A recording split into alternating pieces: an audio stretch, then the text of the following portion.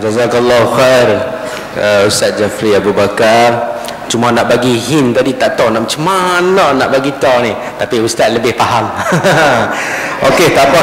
Alhamdulillah, saya menerima banyak mesej-mesej ataupun soalan-soalan yang saya rasa bertalu-talu masuk.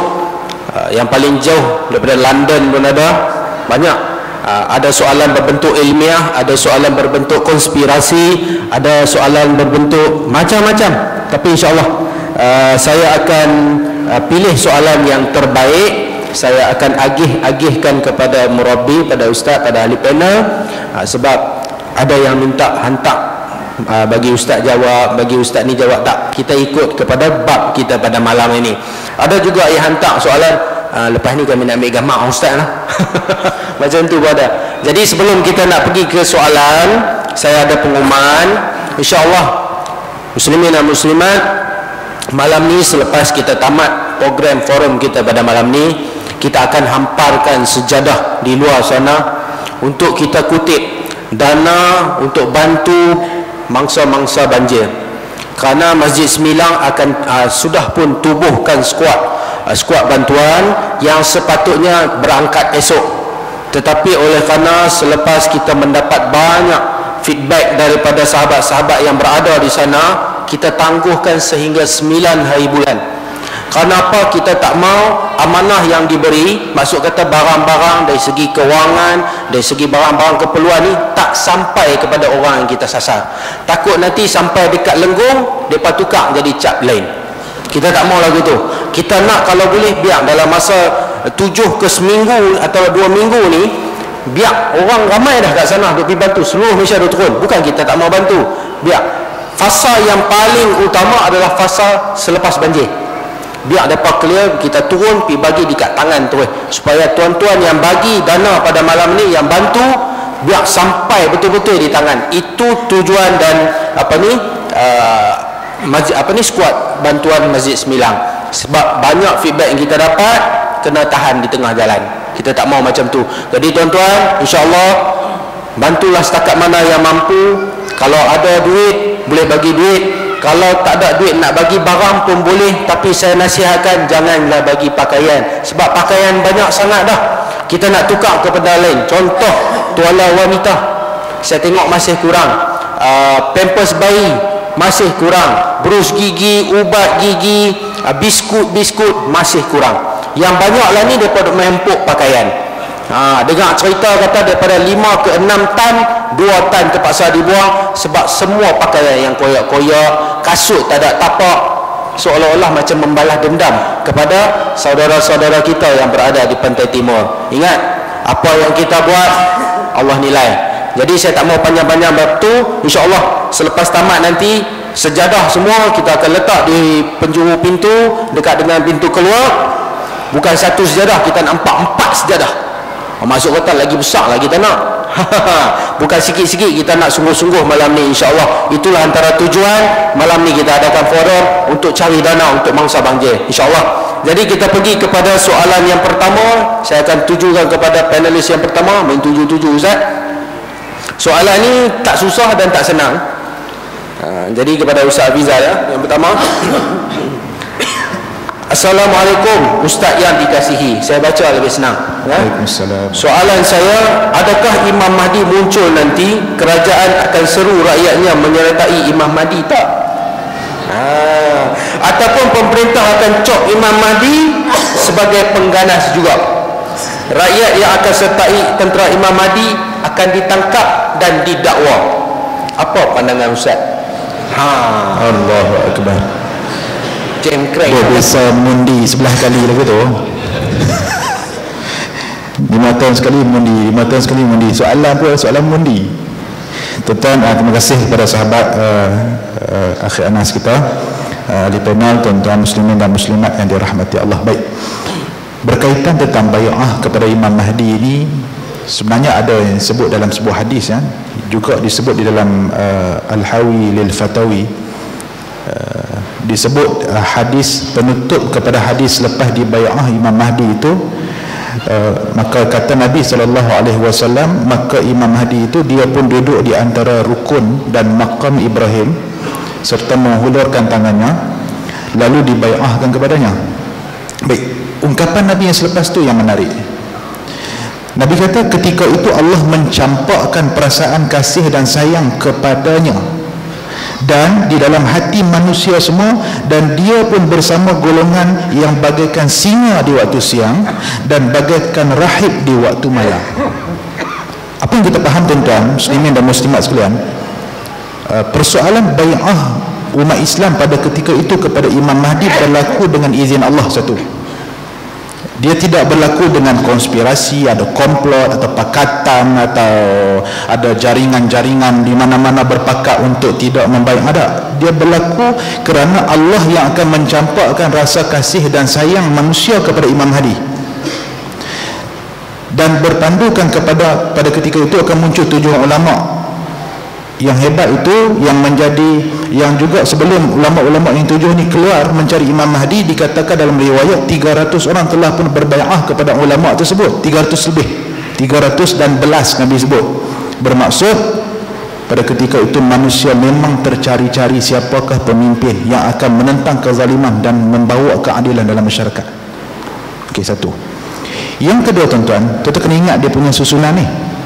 Dalam hadis yang diriwayatkan oleh Ibnu Majah, Nabi bersabda, qala Rasul, kata Nabi, Al-Mahdi itu akan muncul, akan datang setelah munculnya panji-panji hitam. Bermaksud ada kumpulan yang tidak terkalah. Nabi sebut dalam hadis, ada kumpulan pejuang-pejuang Islam yang akan muncul daripada Khurasan. Mereka ini tidak terkalah sehinggalah dipacakkan panji Islam itu, panji-panji itu di Ilya, di Palestin. Maksudnya sehingga dibuka Baitul Maqdis. Satu. Dan selepas munculnya panji hitam, pada ketika itu orang ramai dari timur tadi itu akan muncul dan diserahkan kekuasaan kepada Al-Mahdi Al-Muntazar. Di bai'ah itulah hati manusia akan terpaut kasih dan sayang kepada Al-Mahdi pada ketika itu. Makna apa tuan-tuan? Zaman tu Nabi sebut, kalau tahu di mana tentera panji-panji hitam tu, Nabi suruh kita pergi cari, hatta merangkak di atas salji. Maknanya kalau duduk tidur di seberang jaya tak ada.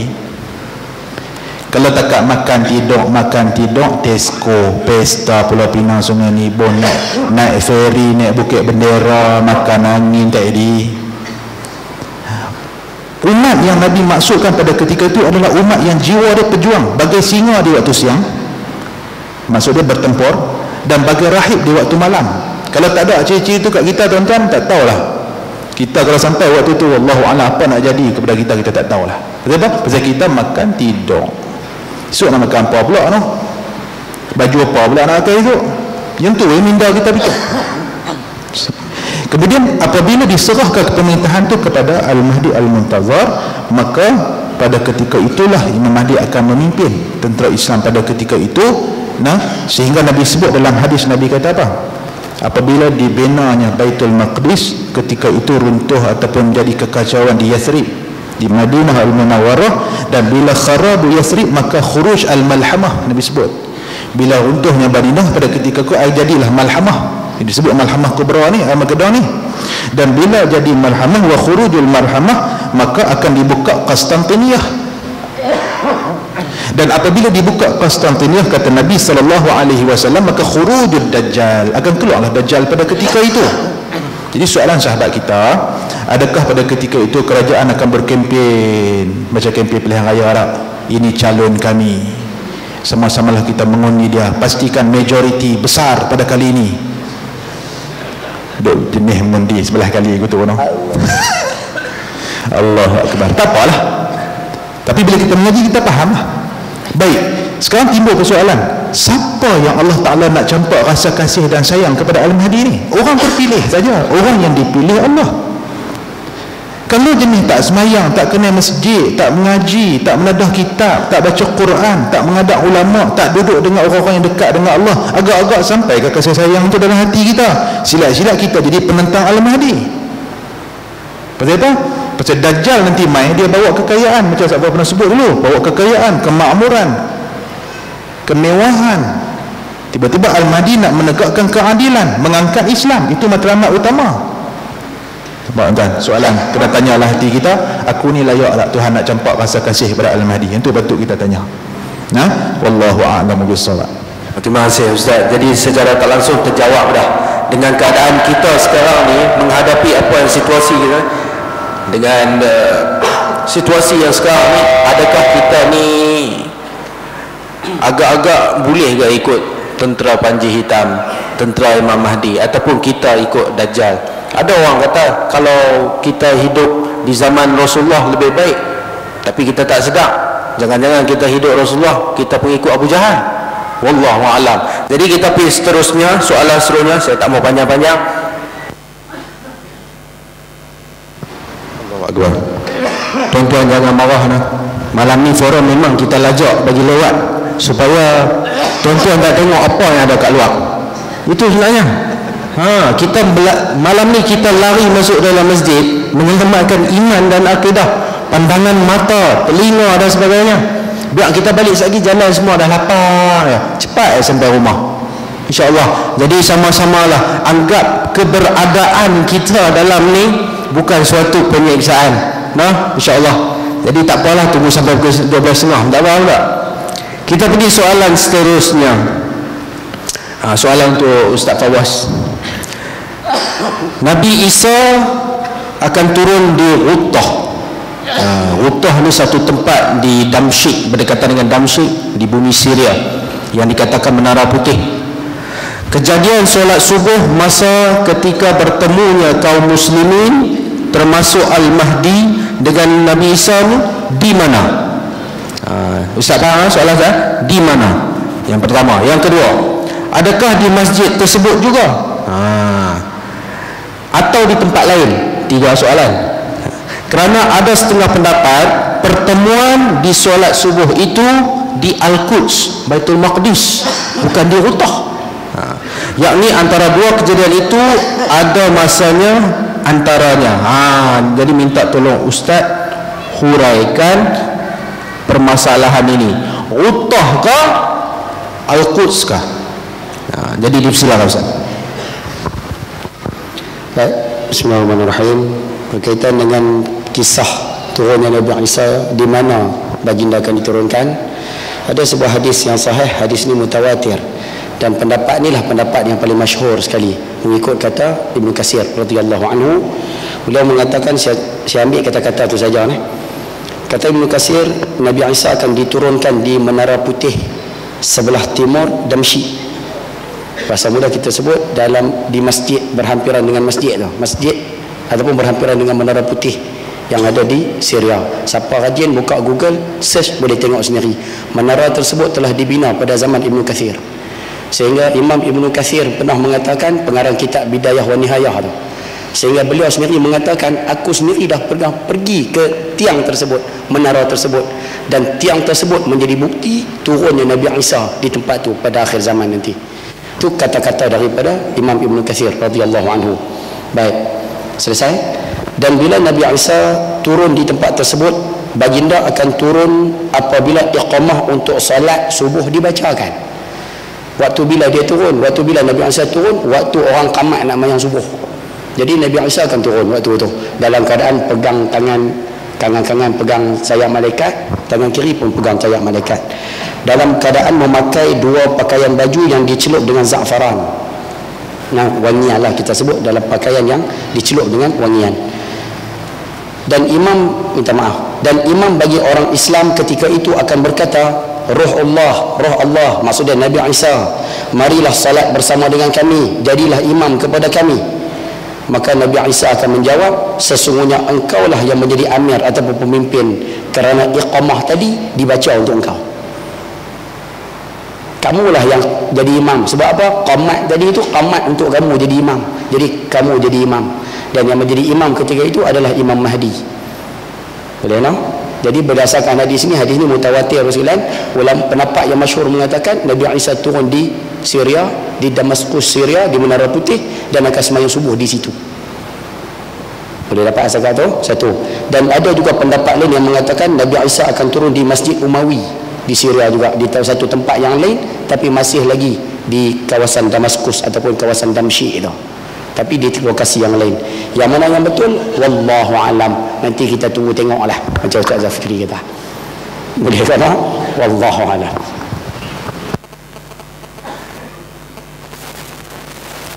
Terima kasih Ustaz Fawaz di atas soalan tersebut, jawapan tersebut. Saya pun dah pening lah pukul 12. Tapi tak apa, pukul 12. Jadi Ustaz macam mana? Pukul 12 kita nak terus ke nak berhenti baca doa? Berhenti baca doa. Okey, kita akan bagi dua lagi soalan. Saya akan bacakan dua soalan pendek dan ringkas, lepas tu kita akan akhir insya-Allah. Soalan untuk Ustaz Jafri, jika tempat Dajjal yang tak boleh masuk ialah Mekah dan Madinah, jadi syok lah mereka duduk dekat Mekah dan Madinah. Sebab apa? Dajjal tak boleh masuk. Jom kita pakat pindah duduk sana. Apa komen Ustaz Jafri? Cantik Ustaz. dia jadi orang lah ni kalau dia telajak waktu kita lah kena. Ustaz Jafri lah tu. Lama sangat dia mereka punya tiba tak apa. Tuan-tuan sekalian, insya-Allah jawab soalan tu. Dia tak tahu, wallahu alam tuan-tuan. Adakah satu kebetulan ataupun apa tuan-tuan waktu saya semat tuan-tuan sekarang ni betapa susahnya kita nak pergi ke Mekah dan Madinah. Tuan-tuan tengok dia tuan-tuan, masa pembesaran yang berlaku dalam kota Madinah, kota Mekah dan Madinah tuan-tuan, menyebabkan orang-orang dah tak boleh nak duduk dekat situ dan menghadkan orang-orang yang untuk pergi melaksanakan umrah dan haji. Kita sampai tuan-tuan betapa susahnya kita nak pergi untuk mendapatkan visa untuk pergi ke Mekah dan Madinah. Itu jawapan yang pertama. Yang kedua tuan-tuan muslimat tuan-tuan, ada hadis yang menceritakan tentang orang-orang yang duduk di Mekah dan Madinah. Orang-orang yang terpelihara ni tuan-tuan, di antaranya terpelihara daripada fitnah Dajjal ni adalah orang-orang yang tinggal di Mekah dan Madinah. Bukhari dan Muslim meriwayatkan daripada Abu Hurairah radhiyallahu anhu bahawa Rasulullah SAW telah bersabda, Allahumma shalli ala sayyidina Muhammad, ala anqabil Madinah malaikatun la yadkhuluha at-ta'una wal dajjal. Artinya di mulut-mulut jalan kota Madinah ada malaikat-malaikat sehingga kota ini tidak akan dimasuki oleh ta'un, wabak ta'un dan juga dajjal. Bukhari meliwatkan daripada Musalli alaihi Abu Bakrah radhiyallahu menceritakan Nabi SAW bersabda, yadkhulul Madinah ru'bul masih dajjal lama yawma izin sab'atun abwabin ala kulli babin malakani. Madinah tidak akan dimasuki rasa takut terhadap Dajjal kerana pada waktu itu kota ini akan memiliki 7 pintu. Pada ketika itu kota ini memiliki 7 pintu dan setiap pintu dijaga oleh 2 orang malaikat. Muttafaqun alaih. Cumanya tuan-tuan, dalam satu hadis sahih yang lain, tuan-tuan dengar ni elok, yang kata syoklah mereka semua pergi duduk kat situ apa semua. Oh, kalau macam tu orang semua yang bagus, yang jahat apa semua nanti pergi duduk kat situ lah, sembunyi pada Dajjal. Tuan-tuan, hadis lagi satu sebut tuan-tuan sekalian bahawa Dajjal itu tidak dapat memasuki kota Makkah dan Madinah kerana dihalangi oleh para malaikat. Hal itu sebabkan oleh kemuliaan kedua kota tersebut.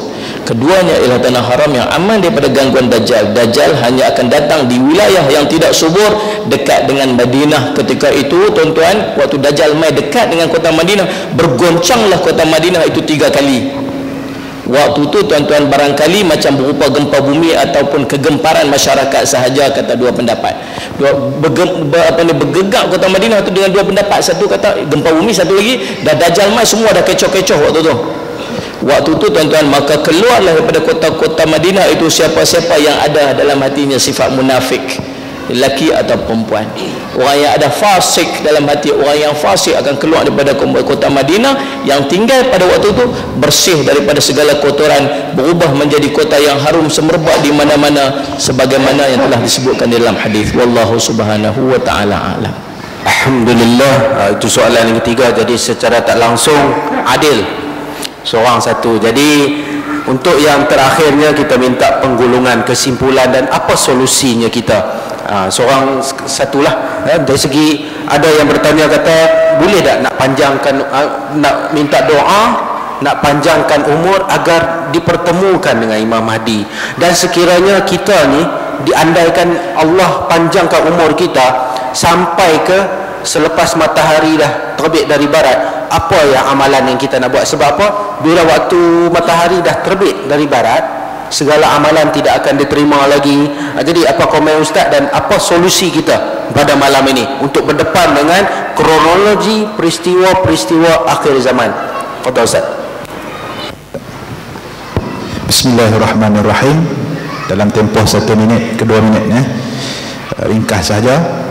Tuan-tuan muslimin dan muslimat yang dirahmati Allah, pertama kita kena faham tugas kita sebagai khalifah Allah di atas muka bumi ini. Matlamat hidup kita satu je, iaitu akhir kalam kita la ilaha illallah. Itu di mana posisi kedudukan kita, di mana zaman kita berada, akhir kalam kita adalah la ilaha illallah satu. Sebab Allah takdirkan kita berada di zaman ini sebelum kemunculan Dajjal ataupun sampai ke saat yang dijanjikan itu, apapun matlamat kita adalah untuk Islam dan mati dalam Islam. Hanya ini saja golongan yang akan selamat. Yang kedua, saya nak sebut bahawa Yahudi, Nasrani, khususnya Yahudi, mereka ada preparation untuk berhadapan dengan keadaan ini, sehingga mereka menyusun berbagai strategi untuk menyebabkan orang Islam alpa dengan dunianya. Sedangkan mereka ada preparation, mereka tanam pokok gharqad, mereka tahu Dajjal akan memimpin mereka suatu hari nanti, mereka tahu Isa Al-Masih alaihi salam akan turun membantu orang Islam, mereka tahu tentang pemuda Bani Tamim dan Al-Mahdi, tapi mereka buat preparation. Preparation itu makan masa dan cukup meninggalkan kesan kepada orang Islam, sehingga hari ini tuan-tuan, orang Islam kurang membicarakan tentang ilmu-ilmu berkaitan akhir zaman seperti mana Ustaz Jafri sebut tadi. Sedangkan salah satu daripada soalan yang dibawa oleh Jibril alaihi salam kepada Nabi sallallahu alaihi wasallam ialah berkaitan tentang kiamat, menunjukkan bahawasanya itulah kesudahan umur dunia yang fana ini, yang kita lah sebenarnya kena bawa bekal. Apa bekal kita nak bawa? Jadi dua perkara saya simpulkan. Pertama, matlamat hidup kita adalah mati dalam Islam, berjuang Islam. Yang kedua ialah ketahuilah bahawa Yahudi mereka ada preparation. Kita kena buat persediaan kita. Persediaan kita yang kita sebut tadilah, ya, ilmunya dengan imannya dengan sebagainya. Ya, wallahu a'lam. Ya, Ustaz Fawaz, seminit. Baik, terima kasih ucapkan kepada Fadil Mursi. Kesimpulan, saya selalu minta maaf, selalu saya akan bawa benda yang sama sahaja setiap kali kita bicara berkaitan dengan tanda akhir zaman. Ada seorang lelaki datang jumpa Nabi sallallahu alaihi wa ala alihi wasallam. Orang ni orang Arab Badui. Dia datang jumpa baginda, dia tanya, ya Rasulullah, mata sa'ah, kiamat tu bila? Bila kiamat tu? Baginda SAW tanya lelaki ni satu soalan ya. Baginda tanya lelaki ni, ma'addatta laha. Kita translate dalam bahasa mudah kita, apa persiapan kamu? Kamu datang tanya tentang kiamat, kamu nak ambil tahu tentang kiamat, kamu nak ambil tahu pasal Armageddon, kamu nak ambil tahu tentang Dajjal, kamu nak ambil tahu tentang 1001 benda yang berkait dengan akhir zaman. Apa persiapan kamu? Sebab itu malam ni soalan ni juga saya bawa pada sahabat-sahabat sekalian, ayah-ayah yang ada di bawah, ibu-ibu yang ada di atas. Kita bicara tentang kiamat, Armageddon dan sebagainya. Patutnya satu pengajaran yang kita patut bawa balik malam ni, apa persiapan yang kita patut buat untuk menghadapi keseluruhan perkara ini. Dan persiapan itulah yang paling penting sekali, bukan setakat tahu ni, persiapan itulah yang utama.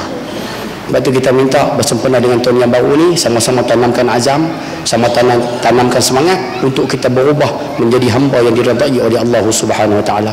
Mudah-mudahan Allah golongkan kita di kalangan orang-orang yang baik, insan-insan yang terpilih untuk bersama dengan Imam Mahdi, untuk bersama dengan Nabi Isa AS di akhir zaman insya-Allah. Wallahu a'lam. Fadhil Ustaz. Bismillah, alhamdulillah, wassalatu wassalamu ala rasulillah. Kesimpulan daripada yang kita duk bincang ni tuan-tuan, nak cerita pentingnya ilmu. Pentingnya ilmu. Macam satu benda yang kita belajar tadi ni, kalau kita tak main malam ni dan kita tak tahu kata tanda 2 malam yang panjang sebelum matahari naik sebelah barat tuan-tuan, kita tak sempat nak buat preparation. Waktu tu ramai orang yang duduk dalam keadaan lara, orang tak semayang tetap tak semayang, orang tak pakai tudung tetap tak pakai tudung, orang yang tak beriman tetap tak beriman. Hari matahari naik sebelah barat baru nak beriman. Pasal apa? Pasal dia tak ada ilmu tentang tu. Kita malam ni bila kita main, kita dapat ilmu-ilmu dan kita tahu kalau berjumpa tanda-tanda ni kita cepat-cepat nak buat kecuali itu menunjukkan bahawa betapa pentingnya kita menuntut ilmu. Bila kita duduk di akhir-akhir zaman, tuan-tuan macam sebut oleh pengerusi awal-awal tadi ni tuan-tuan, betapa pentingnya kita duduk dekat dengan alim ulama untuk bagi guidance kepada kita ni macam mana nak berhadapan dengan fitnah-fitnah akhir zaman ni. Tuan-tuan tak boleh duduk seorang-seorang dah lah ni. Tuan-tuan tak boleh nak duduk mengasing-asingkan diri lah ni, kena tuan-tuan duduk dekat dengan alim ulama. Syekh, ya ustaz, kalau ni macam ni apa ni boleh ikut kan ni? Dia kata tak, bukan, kita pegang je tangan dia. Dia kata betul dah yang ni, kita ikut je dia. Pasal dia ada ilmu dia merujuk kepada guru-guru dia. InsyaAllah mudah-mudahan sampai kepada Nabi SAW. Pentingnya ilmu waktu kita duduk di akhir zaman ni, tuan-tuan sekalian. Saya ucap terima kasih kepada semua. Ucap terima kasih kepada penganjur. Terima kasih kepada masjid, zon kuliah, RTM semua. Kami mohon maaf andai mewakili tiga-tiga ni, andai ada kesilapan, kesalahan, terkasar bahasa, melawak lebih kurang sebagainya, kami minta ampun, minta maaf. Mudah-mudahan apa kita kongsi malam menjadi manfaat kepada kita. InsyaAllah kita akan bertemu di lain masa dan ketika. Tuan-tuan teruskan menonton dan jangan ke mana-mana. Terima kasih Ustaz Jafri. InsyaAllah sebelum kita tutup program kita pada malam ini, Majlis Ilmu Pulau Pinang sedang membuat promosi. Malam ini promosi cukup istimewa, iaitu Simposium Baitul Muslim yang akan diadakan pada 1 bulan Februari 2015 di Dewan Seri Pulau Pinang, yang membariskan panelis-panelis yang cukup hebat yang akan membicarakan tentang rumah tangga dan sebagainya, percintaan, jatuh cinta, putus cinta, istikharah cinta, sebagainya, tentang cinta, nak membina satu keluarga Muslim yang cukup hebat. Boleh join dengan Majlis Ilmu Pulau Pinang, ada booth di luar sana, boleh jumpa dengan mereka. Berapa harga special malam ni saja. Lepas ni tempat lain tak jumpa dah dengan harga yang akan bagi, kerana malam ini adalah forum yang paling panjang dalam sejarah, awal sampai awal tahun depan. Paling panjang InsyaAllah. Untuk simposium clear, dan muslimin dan muslimat boleh dapatkan jadual Masjid Semilang yang baru pada bulan Januari itu ada di luar sana. InsyaAllah kita jumpa lagi dengan Ustaz Fawaz pada hari Sabtu ni. Betul Ustaz? Jadi jalan. Dan Ustaz Jafri pada 31 bulan Januari sambung malam ni punya cerita peristiwa mahsyar. Jadi Ustaz, go on, jalan. InsyaAllah kita akan susun lagi forum-forum yang terbaik. Tapi forum yang akan datang taklah panjang macam ni. Malam ni saja nak tutup pintu, tak bagi semua keluar. Biar kita tak tengok bunga api pun tak apa, biar kita dapat ilmu. Itu yang lebih baik. Saya nak kawal diri saya sendiri, saya ajak tuan-tuan sekali, saya ajak perempuan sekali. Okey, insya-Allah. Jadi saya juga mohon maaf sekiranya tersilap kata, tersalah bahasa. Maklumlah, saya orang yang menuntut ilmu lagi. Saya bukanlah seorang ustaz, saya bukan murabbi. Saya hanya hari ini menjadi pengerusi, perantara di antara satu bab ke satu bab. InsyaAllah ampun maaf dari saya, dari seluruh jawatan kuasa Majlis Semilang. Andai kata ada terkurang, ada terlebih dan sebagainya, mereka duduk lambai tangan kat belakang dah. Ya? Jangan lupa sejadah kita akan hamparkan di luar sana.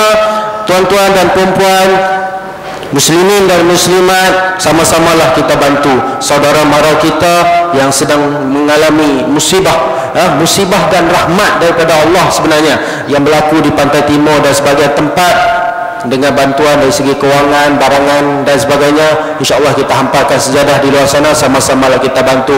Akhir kalam kita minta Ustaz Jafri untuk tolong doakan pada malam ini. Moga-moga kehadiran kita ini diberkati dan moga-moga kita terlepas daripada segala fitnah-fitnah akhir zaman ini. Dipersilakan Ustaz. Al-Fatihah. A'udzubillahi minasyaitonir rajim. Bismillahirrahmanirrahim. Iyyaka na'budu wa iyyaka nasta'in. Mustaqim shiratal ladzina an'amta 'alaihim ghairil maghdubi 'alaihim waladdallin. Bismillahirrahmanirrahim. Alhamdulillahirabbil alamin wassalatu wassalamu ala rasulihil amin sayyidina Muhammadin wa ala alihi washabihi ajmain. Allahumma faqihna fid din wa 'allimna ta'wil waj'alna min ibadika salihin wahdina siratal mustaqim. Allahumma arina haqqa haqqan warzuqna ittiba'ahu wa arina batila batilan warzuqna ijtinabah. Allahumma ighfir lana dhunubana wa liwalidina warhamhuma kama rabbawna shighara wa li jami'il muslimin wal muslimati wal mu'minat al-ahya'i minhum wal amwati bi rahmatika ya arhamar rahimin. Ya Allah, ya Tuhan kami, Engkau ampunkanlah segala dosa dan kesalahan kami ya Allah. Ya Allah, ampunkanlah segala dosa dan kesalahan kami ya Allah. Kami banyak melakukan dosa kepadamu ya Allah. Kami menzalimi diri kami ya Allah. Ya Allah, dalam kami sedar ataupun tidak ya Allah. ampunkanlah dosa kami. Jika Engkau tidak ampunkan, siapa lagi nak ampunkan dosa kami ya Allah? Ya Allah, Engkau ampunkanlah dosa ibu dan ayah kami yang membesarkan kami ya Allah, yang menyuapkan nasi ke mulut kami ya Allah, yang menyusukan kami ya Allah, yang menjaga kami ya Allah. Kami banyak melakukan kesalahan kepada ibu kami ya Allah. Kami telah mengguris hati mereka ya Allah. Ampunkanlah dosa kami ya Allah kepada ibu dan ayah kami ya Allah. Ya Allah, Engkau pelihara mereka, kasihanilah mereka ya Allah. Ya Allah, ya Tuhan kami, Engkau berkatilah kehidupan kami. Engkau jauhlah kami daripada fitnah, bala, bencana, musibah yang tak sanggup untuk kami tanggung ya Allah. Ya Allah, ya Tuhan kami, Engkau jauhlah kami daripada fitnah pada akhir zaman ini ya Allah. Jauhlah kami daripada fitnah Dajjal, jauhlah daripada musibah ya Allah. Ya Allah, ya Tuhan kami, Kau berilah dalam hati kami ini perasaan syukur di atas segala nikmat yang Kau berikan kepada kami ya Allah. Ya Allah, ya Tuhan, Kau matikanlah kami dalam iman, Kau matikanlah kami dalam Islam, Kau matikanlah kami dengan akhir kala menyebut kalimah-Mu ya Allah. Jadikanlah kubur-kubur kami taman-taman syurga ya Allah. Jangan Engkau jadikan kubur kami daripada lubang daripada api neraka-Mu ya Allah. Ya Allah, Engkau himpunkanlah kami bersama dengan Nabi kami, Nabi Muhammad sallallahu alaihi wasallam yaumul mahsyar nanti ya Allah. Ya Allah, Engkau bangkitkanlah kami dengan Nabi ya Allah. Engkau bangkitkanlah kami dengan Nabi kami, Nabi Muhammad sallallahu alaihi wasallam ya Allah. Ya Allah, ya Tuhan kami, Engkau redhakanlah kami untuk syurga-Mu ya Allah. Engkau redhakanlah kami untuk syurga-Mu ya Allah. Jangan Engkau jauhilah kami daripada neraka-Mu ya Allah. Ampunkanlah dosa kami ya Allah. Ampunkanlah dosa kami ya Allah. Ampunkanlah dosa kami ya Allah. Allahumma rabbana atina fid dunya hasanah wa fil akhirati hasanatan wa qina adzaban nar. Wa sallallahu ala sayyidina Muhammadin wa ala alihi washabbihi baraka wasallam. Walhamdulillahi rabbil alamin. Amin amin ya rabbal. Takbir. Takbir. Takbir. Alhamdulillah. Wassalamu